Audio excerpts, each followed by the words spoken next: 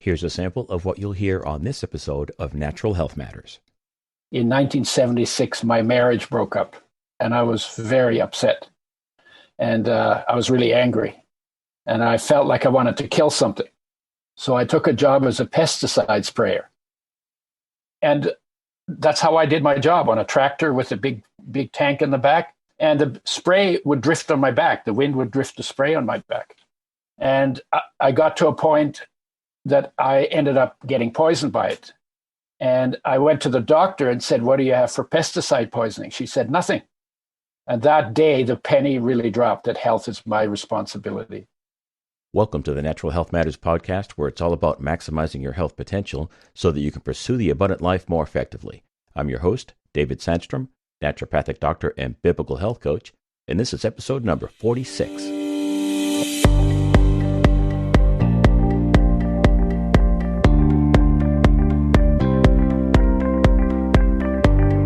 This episode is brought to you by ButcherBox. ButcherBox delivers high-quality meats and seafood directly to your door. Check them out by going to my website, davidsandstrom.com/resources. Use my affiliate link by clicking on the ButcherBox logo, and right now they're offering my listeners, the Natural Nation, $30 off your first order. This episode is part one of a two-part series of my conversation with Udo Erasmus. Udo is a real legend in the natural health world, and we talk about his program called Total Sexy Health.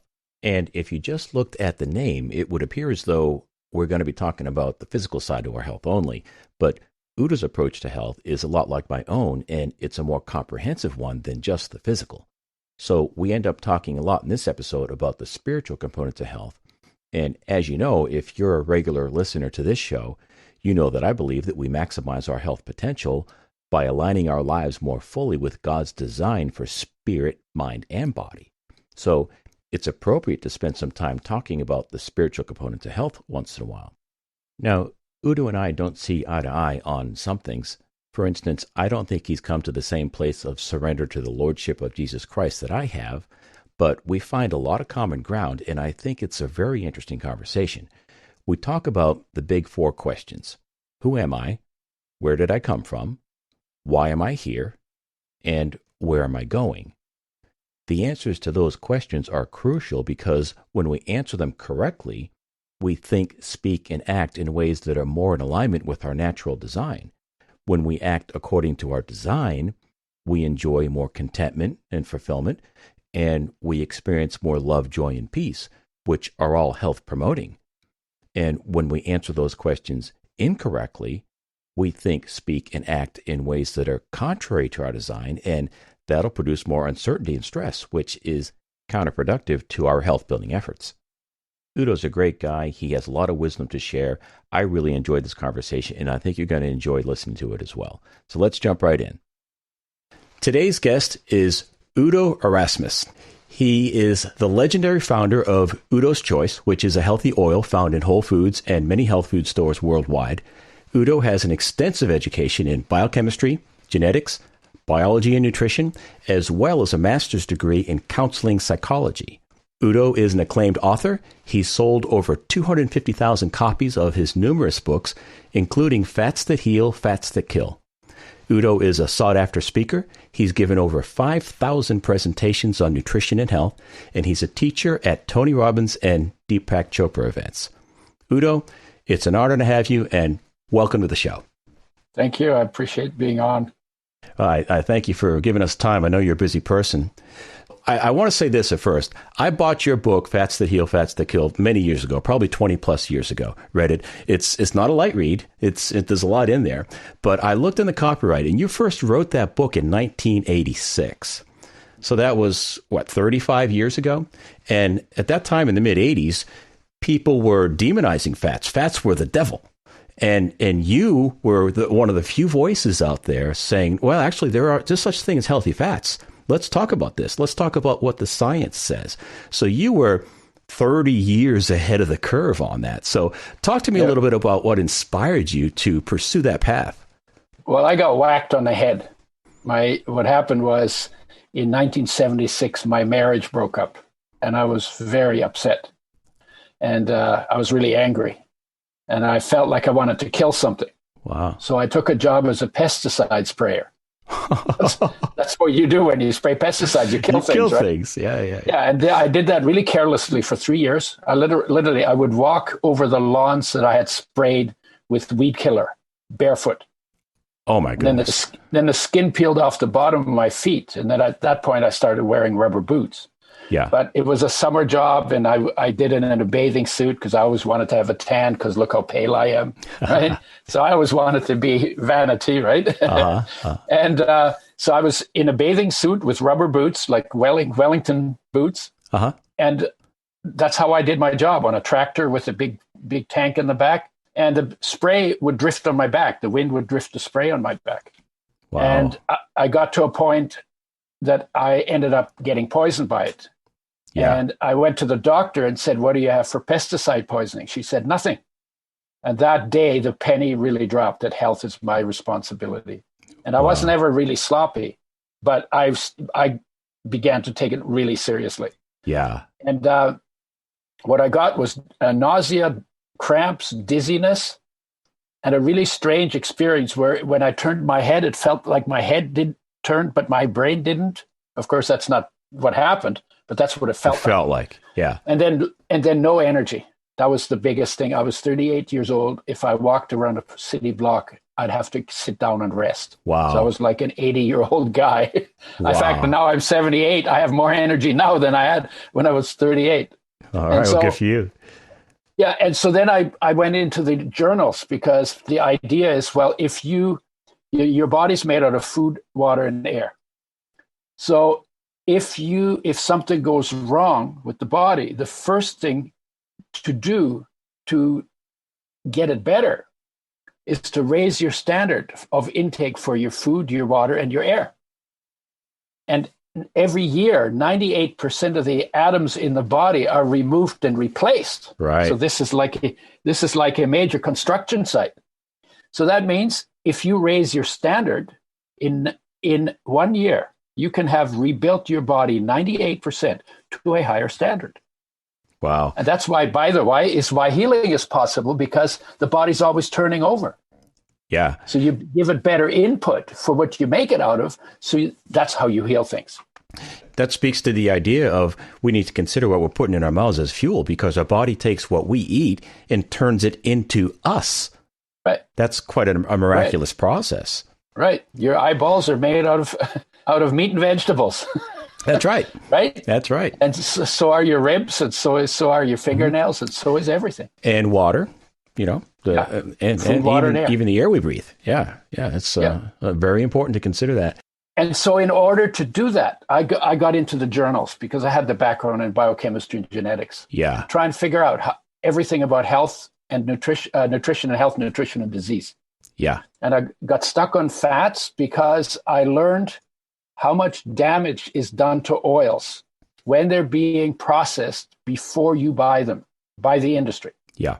And I found out that omega-3 and omega-6, the two essential fatty acids that you can only get from fats, that you have to have, those are the most sensitive of our essential nutrients. Omega-3 is more than omega-6, and omega-3 was just established as an essential nutrient in 1981, which was the year after I got poisoned, when I already had my head buried. And so what I read from that is, number one, we're wrecking the oils. They need the most care, and we give them the least care. We throw them in the frying pan. Right. The industry treats them carelessly. And more health problems come from damaged oils than any other part of nutrition. Yep. And more health benefits would come if you gave your body an oil change from damaged oils to oils made with health in mind. Excellent. And because I'd been poisoned, I was thinking about health. When I read all this stuff about the damage, I said, I can't get healthy on oils like this. We should make them with health in mind. Yeah. And I was bingo, and I'm going to do it. Well, you hear a lot of explanations, but it's my opinion that if you look at the rise in omega-6 dirty oils consumption, which started in the early 1900s, when it really took off, and you look at the rise in heart disease, it's very parallel. You see a very parallel graph if you put those graphs next to one another. So we really need to consider what we're putting in our bodies. And the research shows that when you damage oils by either light, oxygen, or heat, all of which you get in the frying pan. Right. You increase inflammation and you increase risk of cancer, cardiovascular disease. The two big killers. Any of the inflammatory diseases. Yep. Yep. Which includes dementia, right? Includes Alzheimer's and dementia. Yep. Yeah. Yeah, absolutely.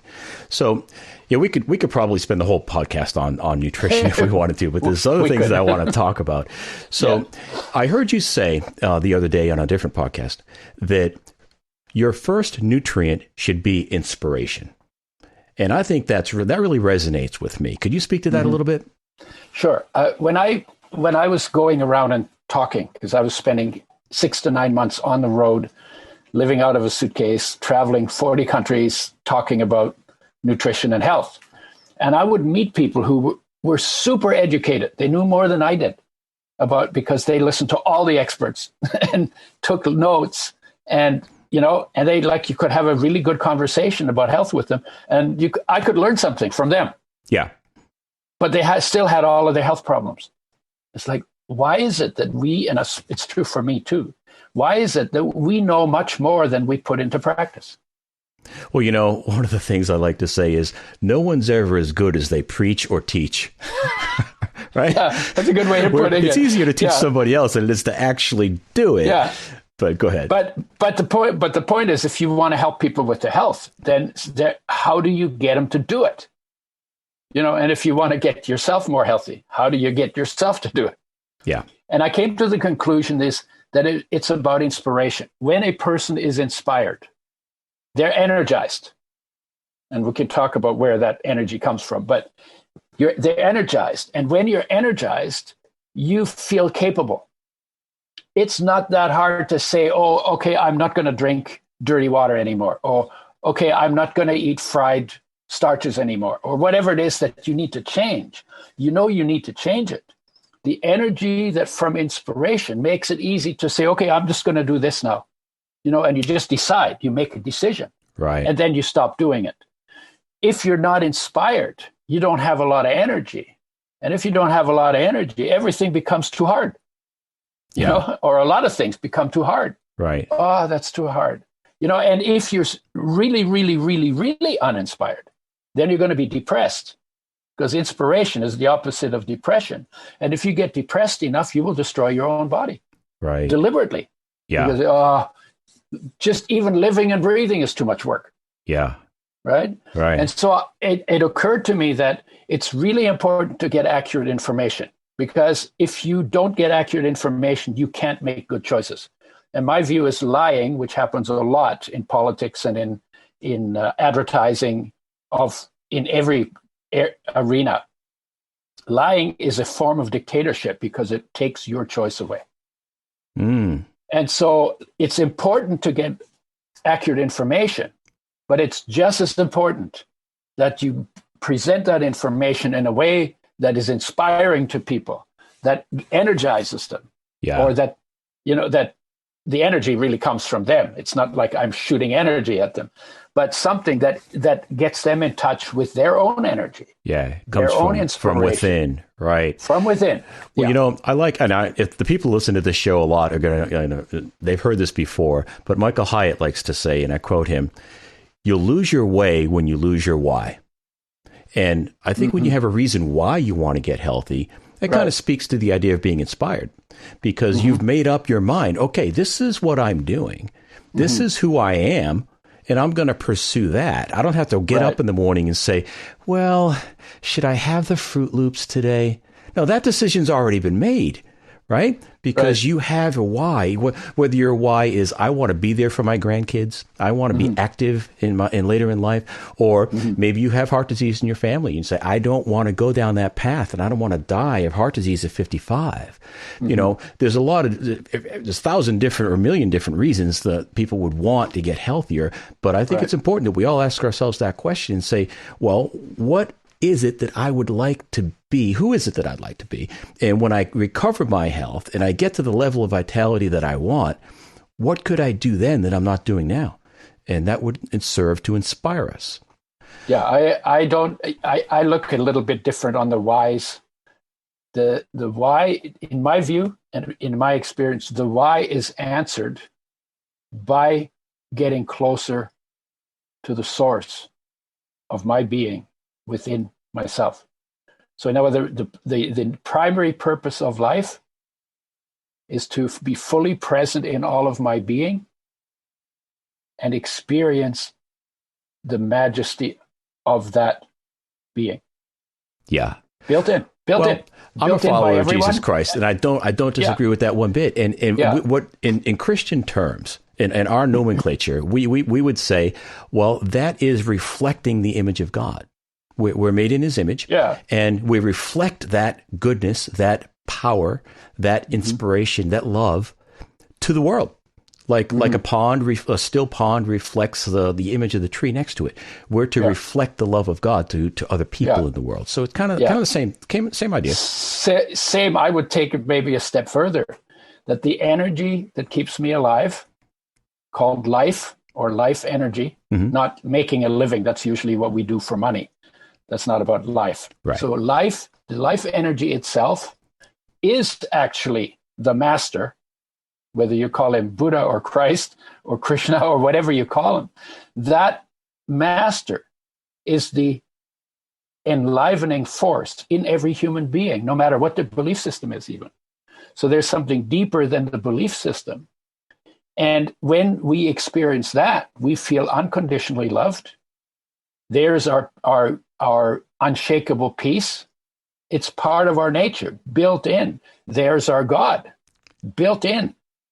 Everywhere, but built in here too, and accessible by bringing our awareness, by bringing the focus of awareness deeper. And usually it requires some kind of a stillness practice to do that. Well, I heard you say this phrase on the podcast that I listened to you on last week, and it was, when we feel taken care of, then we can go and help others. And I like to say that we can only give out of our abundance. If we don't have more than enough energy to get through our day, and more than enough joy and peace and love to share with the world, then we're not going to be able to give it. We have to be filled up ourselves first, correct? And because our biggest driving force, because we're in that state, fully present in our being when we're in our mother's womb, because there's nowhere to go, there's nothing to do, everything's taken care of, and it's safe. So we're hanging out there, just like present inside. We don't even know there's an outside to be present to. Right. But then we get born, and our awareness goes out through our senses into the world that we have to get to know to assess it for friend, enemy, or irrelevant. And that's a survival function. And in the process of going out with our awareness, we get disconnected. The focus of our awareness disconnects from the inside and goes outside. And that's an automatic process for every human being. But to go back has to be deliberate, because anything that changes on the outside automatically draws our awareness out. But there's nothing inside going, look at me. Nothing like that inside. So we're not automatically drawn back inside. What does call us back is something I could call heartache, or thirst of the heart, an ache in your chest that happens whenever you lose something that's dear to you on the outside. And that's the heart. It's actually not about grandma who died or the dog that ran away or the betrayal that happened. That's actually the heart calling our attention to come back home inside to its source in life. And that's where you find the master, and that's where you find the peace, and that's where you find the unconditional love. Life loves your body unconditionally. Well, the language you're using, the language that I hear you using is very similar to what we use in Christianity. And the idea is, we all know the story, right? Adam and Eve were living in a paradise. Then the enemy came along. They were tempted, and then they fell from grace, and the fall of the human race. Okay, so they got kicked out. The purity, that peace that you're speaking of, was lost. And then Jesus Christ came to rebuild that, and that's the ache in the heart, is that missing component is a relationship or connectedness to Jesus Christ himself, and we get that unconditional love. So the words are almost identical. I get it. But until I feel fulfilled, there will always an element of taking in everything I give. Yeah, good point. And it's never clean. Right. Well, that goes to the mindset of scarcity. There's only so much money to go around. There's only so much water on the planet. When you live through a lens of scarcity, that's very stress producing. But when you live through a lens of abundance, there's more money out there. There's more water. The water's recycled. Yeah. There'll be more where that came from.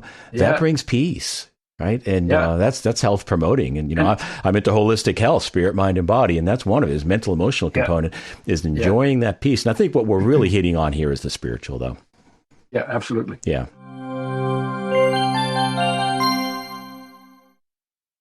This episode is brought to you by ButcherBox.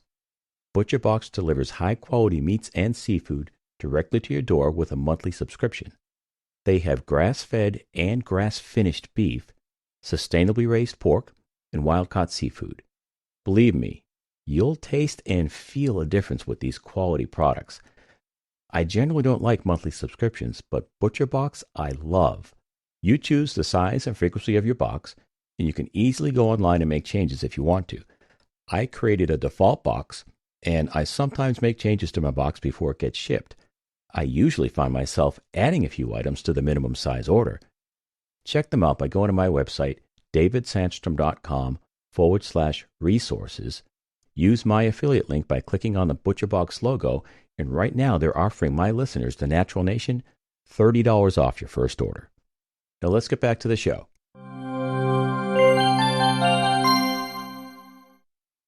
I think what we're really hitting on here is the spiritual, though.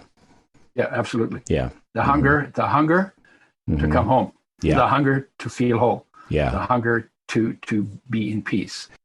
But the process is usually gradual. When you sometimes see a newborn baby, and its eyes open and go around like this, and it don't fix out on anything, because it hasn't learned that there's an outside world yet. Yeah, it hasn't learned to focus outwardly. Yeah, it's still inside, just like in that blissful state. Yeah, and then sometimes they smile, and sometimes they're just looking around, but hey, they're not seeing anything. Yeah. Right. And so that's learned.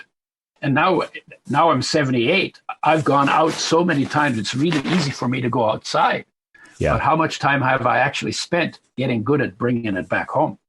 Because that's what's missing in the human race. Yes. And that's why we do so many stupid things, because we're doing them because we're trying to get taken care of. Even though nothing we do on the outside is going to take care of us, because we are already taken care of on the inside. Well, I'd like to add to that. That's true. But I'd like to add this, I have 4 children. So I got to see the procreation process. I actually delivered my first child. I was the first person to hold my first girl.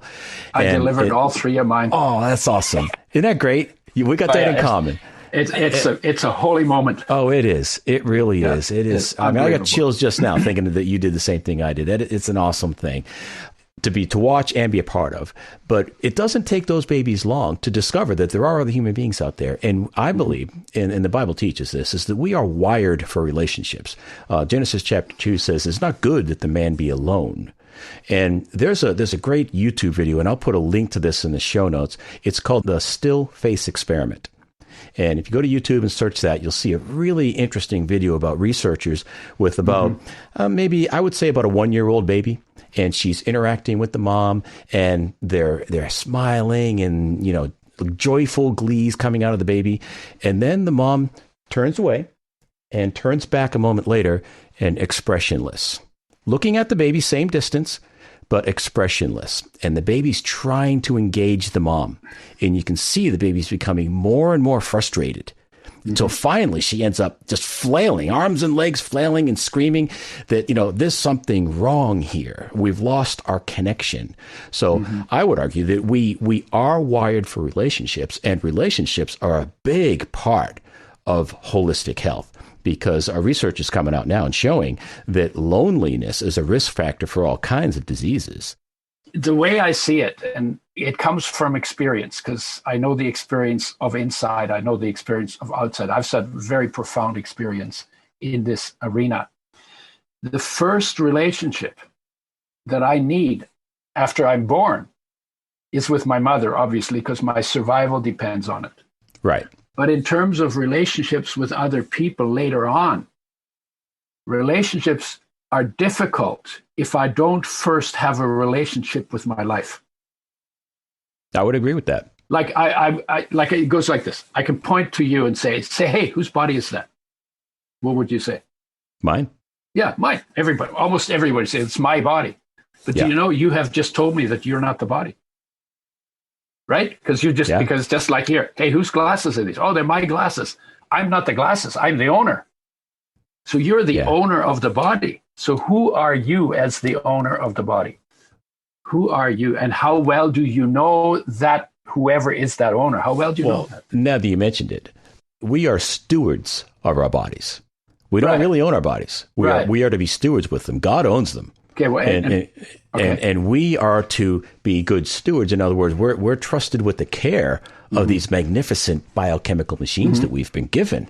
Right. So we're stewards, not owners. So who are you as the stewards? What are the properties of you as a steward, or you as life? Personal responsibility.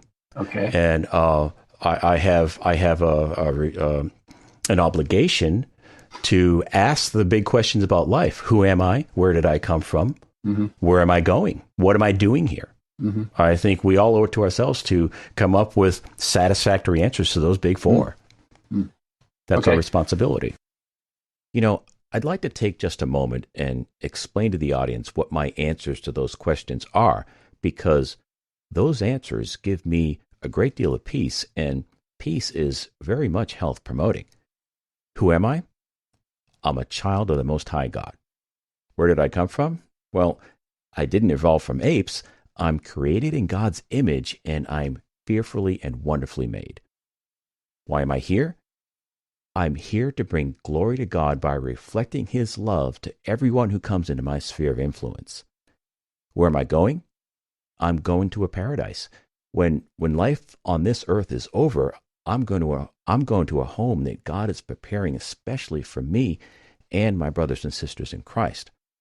That view that I get from the Bible gives my life meaning and purpose, and I receive a great deal of contentment and love, joy, and peace, which are all health promoting.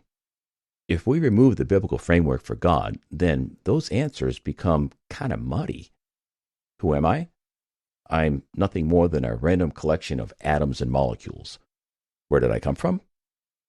I must be some form of natural selection. I guess I evolved from a single-cell organism somewhere in our distant past. Why am I here? Well, the atheist has no real answer for that. My purpose in life remains a mystery if there is no God. Where am I going? Back to the dust of the earth, and it's over. That belief system will take us down some very destructive paths. Our choices become unclear because without a creator, we'll have a very difficult time deciding what's right and wrong. Ethics become situational rather than enduring. That atheistic worldview breeds discontent and selfishness and relational disconnect, which are, of course, destructive to our health. Right. Okay. So I think of it as who I actually am is life energy. The attributes of life energy. And life energy is the same as the master, the life energy. And by the way, it came from the sun, went into green leaves, got stored between in bonds between atoms, became food molecules. We ate them, broke them down, energy is released. There's that energy. Yeah. That energy objectively is called sunlight or sun energy, and subjectively is called Christ. Well, I would agree with that. God said, "Let there be light." So he's the ultimate source, and we get to observe all of creation. Yeah. Speaks all the design that we see speaks to a designer somewhere. Yep, it really does. Yeah. And even if it happened all by itself, there's still a designer there. Absolutely. Whether you believe the designer is nature itself, right, or God, or right, or the life force, or there's something that's clearly directing this process. The process is clearly not random. Right. Clearly, and if you think about it like as a human being, clearly I don't make the earth turn. I don't make the season change. I don't decided what the angle of the planet should be that it spins around. Right. I didn't create the trees. When somebody tells me they're a self-made man, let's see, you must have had sex with yourself to bring yourself into the world. It's like, so we're really recipients of gifts after gifts after gifts after gifts. Yeah. From whatever Absolutely. you call it, you call it. Yeah. But the idea that there's nothing out there. Okay, well then how did it get out there? How did everything get out there? Right. So everything came from somewhere. Yeah, we'll get a little philosophical here. But, but it's an interesting discussion, and it does have implications for our health and vitality, because if we don't answer these questions satisfactorily, there's going to be a low-level stress. And stress is the enemy when it comes to natural and holistic health. I mean, of course, we want some stress. No stress would be awful too. But we want to press into stress and then move back out. We want to experience our sympathetic nervous system kicking in, but then we want to back out and let the parasympathetic become more dominant. And if we're in the sympathetic or fight or flight all the time, where these low-level stresses, you will burn out. We're not designed for that. When we have stress hormones being pumped out 24/7, that is not a good thing and very detrimental to your health. So settling these issues, ask on those big four questions, is absolutely an important holistic health concept. And the parasympathetic nervous system is the one you go into when you, what do they call it, rest and digest? Yes, right. Rest and digest gets you to parasympathetic. But sitting quietly, sleeping. But just bringing awareness to the core of your being, where the awareness is, that's the direct connection to something that's infinite, that doesn't end with your body, but that you can access within your own being. I call it internal awareness, but it's also called the field by physicists, and it's called God by people in religion. Theologians. And it's not a guy with a white beard sticking his finger and zapping Adam. That's a picture of it, right? But it's actually that's not my picture, but some people see that. It's more like space in its nature than an old white-haired man. And so that's the deepest level. Out of that comes energy, because the way they explain energy in physics, energy is a collapse of a quantum field. So it's almost like a crystallization of something that is formless into something. So it takes the intangible and turns it into the tangible. Yeah, except energy itself is still formless. But then you can have forms of energy, and the experience of Christ, the direct experience, is the experience of a being made of light. Well, the Bible does say God is light. And we are made in the image of that light. The body is made in the image of that light form, human light form. Mm-hmm. So that's the second, and that's where the unconditional love exists. And when I'm in touch with that energy, I feel completely loved, and I can literally radiate it, pass it on, help where, not be taking care of myself, but just helping. And then the third, the inspiration, is the shine of that light into the world. Mm-hmm. Then you get into the body. That's the next quantum collapse from energy. So that turns into matter, right? Because matter is actually energy compressed. So then you got the physical food, fitness, air, water, all of that. Right. Rest, recovery, detox. So the table I'm sitting at is a wood table, but it's actually a bunch of electrons spinning. Yeah, there's more an energetic field. There's more space in the table than there is stuff. Right. Yeah. Right. It's very interesting to think about. I mean, for me, a very, very scientific, disciplined mind thought all this up. And for me, the explanation is it's God. Because, as you said, we didn't create the trees, we didn't create the plants, we don't cause the sun to rise. And science doesn't create anything; it just discovers what's been created. We just discover. Yeah, we're just discovering. It's basically looking into God's handiwork. You know, I want to say this too, that my faith tells me that since God created everything, as Christians, we need not fear science, because the accurate interpretation of what the Bible passages teach should line up perfectly with science. And a lot of the historical figures, such as Leonardo da Vinci, Galileo, they were believers in God, and they believe that God gave us two books. We have the Bible, but we also have nature itself, and we can look to nature to learn something about God. And that's what inspired them, talk about inspiration, to study the physical world, because they wanted to learn more about God himself. And in fact, the Bible says that in Romans chapter 1, that we can look to nature to learn something about God's invisible attributes. And that's a whole podcast in itself right there. I think in this topic, there are many top podcasts. I agree. We could be going on all week. I think this is a good place to hit the pause button, and we'll continue this conversation next week. Next week, we're going to be talking more about Udo's Total Sexy Health program. Please don't forget, this episode is brought to you by ButcherBox. ButcherBox delivers high-quality meats and seafood directly to your door with free shipping. After our first order, my wife and I saw the quality of these products, and we were hooked. You're going to love this service too. Check them out by going to my website, davidsandstrom.com/resources.